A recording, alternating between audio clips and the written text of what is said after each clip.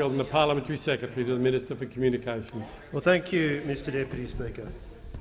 The opposition really must think that both the government and the people of Australia have ridiculously short memories when they have the temerity to put forward a motion which purports to criticise the government for, quotes, adverse changes to superannuation.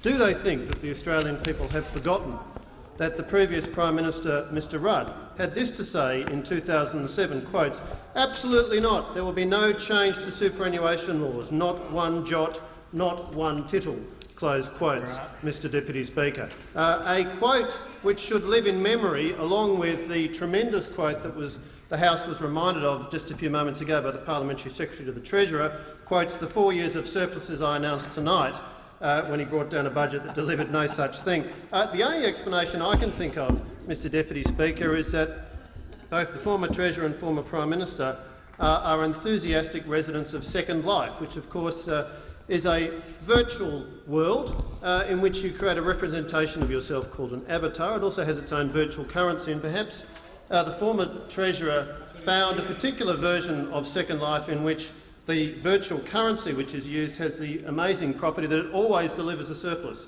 no matter how extraordinarily economically inept you are. Because, Mr Deputy Speaker, what we had over the last 6 years of the Rudd-Gillard-Rudd government was the most extraordinary record of economic ineptitude, and that is true as much of superannuation as it is in every other aspect of economic policy.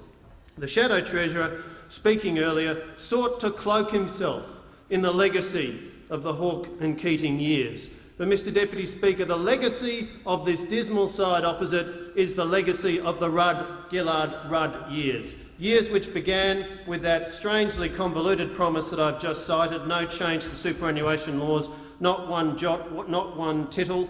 The Rudd bot, obviously at that point having a bit of a programming difficulty and lapsing into its own peculiar form of language. But did the Rudd-Gillard-Rudd government deliver on those promises? In fact, what we saw was a chaotic and relentless series of changes to the rules governing superannuation. And who was deeply involved in all of that? Of course, the current Leader of the Opposition, who was then the Minister for Financial Services and Superannuation, was deeply involved, as was the now Shadow Treasurer. From the 2008 budget onwards, Mr Deputy Speaker, we saw a relentless series of tax increases, some $9 billion of increases on the tax applying to superannuation. We saw a consistent and repeated record, change after change after change, some 11 separate rounds of superannuation tax hikes.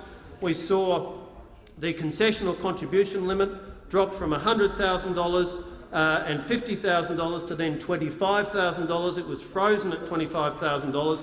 We saw continuing uncertainty that operated across all of the policy settings in superannuation. Who can forget in 2013 the chaotic and desperate process that the then government went through as they cast around for some new measures under which they could extract additional tax out of superannuation. At one point, there was going to be a tax on the balance held in the superannuation fund above a level of $800,000. There were going to be additional contributions taxes, and indeed that was where they ultimately settled. But the rules kept changing, Mr Deputy Speaker, and it was in response to that relentless series of changes that Australians increasingly lost confidence in the superannuation rules, because if they continue to change, then what rational person is going to say this is a wise place to be putting my retirement savings? And that is a very clear distinction between the policy approach on this side of the House and the policy approach that we saw from the other side of the House in relation to superannuation for 6 or 7 years. We saw continued, repeated changes to the rules. When the then Labor government came to power in 2007, there was a super co-contribution of $1,500. When they left, it had gone down to $500. There was change after change after change. Mr Deputy Speaker, we have been clear and honest and consistent with the Australian people in what we took to the election in 2013 and the measures which we are moving to implement now. We made it clear that we intended to pause the increase in the superannuation guarantee charge because it does not make sense to make a commitment to do something which cannot be afforded. And that is the clear position on this side of the House We want a sustainable superannuation system. We're strong believers in superannuation, and we're strong believers in an affordable system. Order. The